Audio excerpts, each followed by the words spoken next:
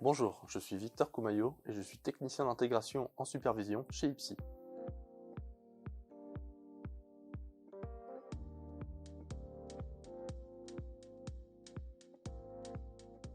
Les techniciens cherchent constamment à optimiser et à automatiser le déploiement d'infrastructures cloud ou l'installation d'applications et de logiciels.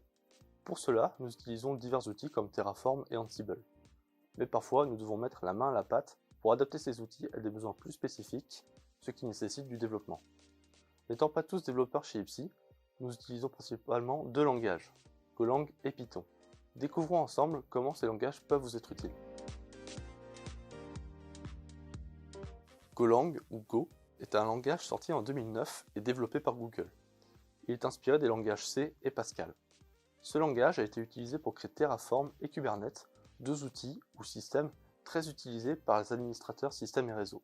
Un des avantages du Golang est sa portabilité et la simplicité pour déployer une application en Golang sur différents systèmes et architectures. La compilation d'un programme Golang génère un binaire, portable et utilisable directement.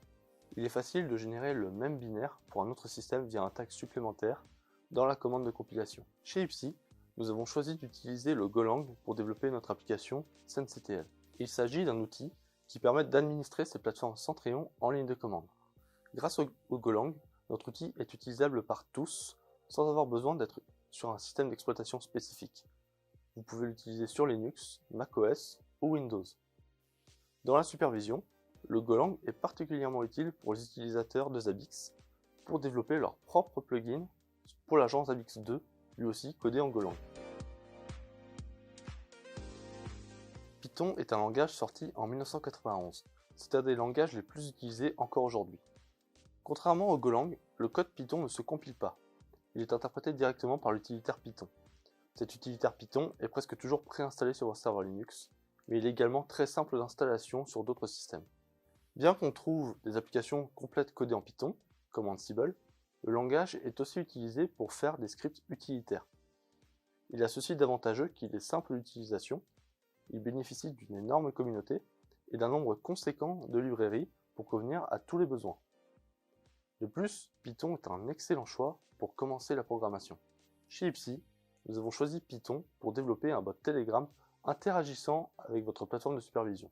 Vous pouvez par exemple lui demander de lister les problèmes remontés par Centrion sans avoir à vous connecter à la plateforme. Que ce soit pour créer nos propres outils, améliorer les outils existants ou comprendre comment fonctionnent ces outils, apprendre au moins un langage de programmation est une compétence des plus utiles. Chez Ipsi, nous utilisons majoritairement Golang et Python avec lesquels nous avons développé nos propres outils, comme SenseCTL en Golang et le bot Telegram en Python. Mais il existe bien d'autres langages de programmation adaptés aux besoins de chacun.